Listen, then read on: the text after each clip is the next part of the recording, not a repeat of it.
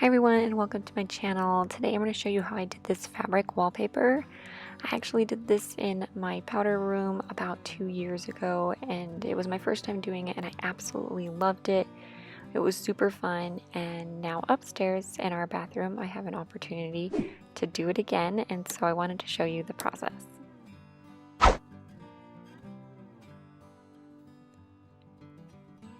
Alright, first thing first, I had to repaint this whole bathroom. It was that yucky khaki dark color, and especially in a bathroom, it just makes it feel so much smaller. So I had some of this extra paint from a previous house. It's kind of a white with an icy blue tint to it. So it's really nice in this bathroom.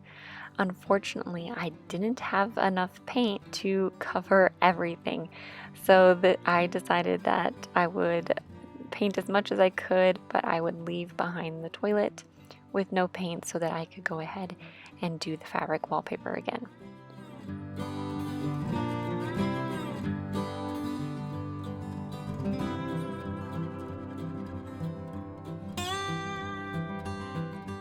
Alright, now that my paint has dried and I've kind of cleaned everything up, I'm ready to move on to my next spot.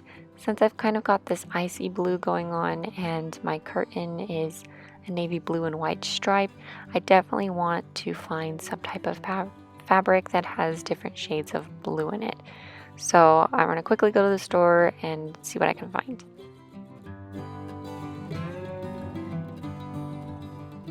So I settled on this fabric from Walmart, and all you have to do is just pin it up at the top.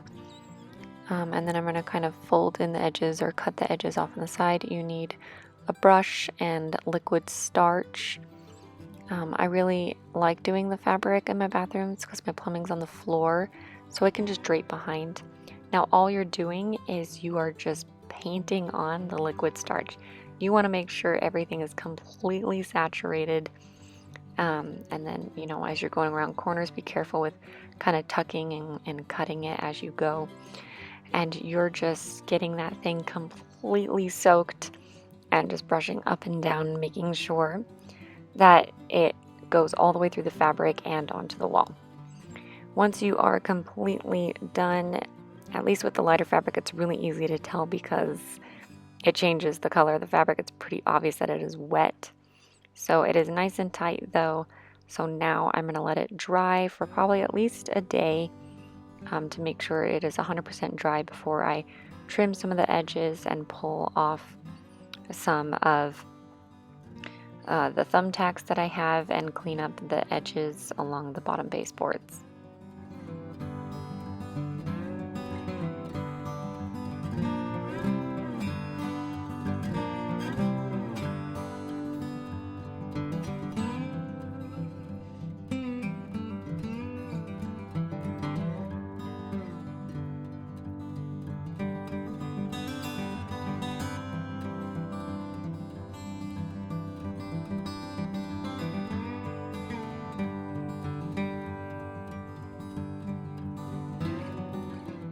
Alright, so now that it's completely dry, I can pull out these thumbtacks. One small mistake that I made is I pulled it a little bit too tight and the fabric was so thin that I did get a bit of a wavy line at the top.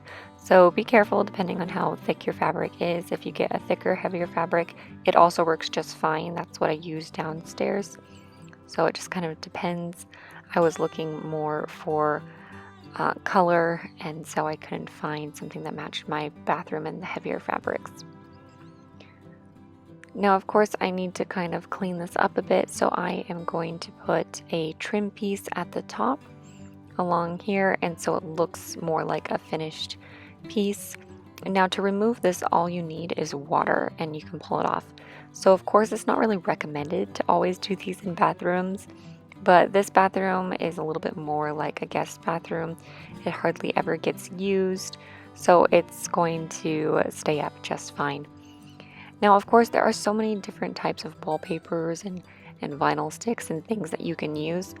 The reason why I like this fabric one is there are so many more options and patterns in fabric than there is in wallpaper, and it's a lot easier to find fabric at big box stores than it is to find lots of different options for the vinyl wallpaper.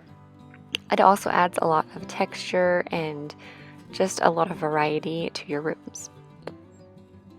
I hope this inspires you to give it a try and have a great weekend.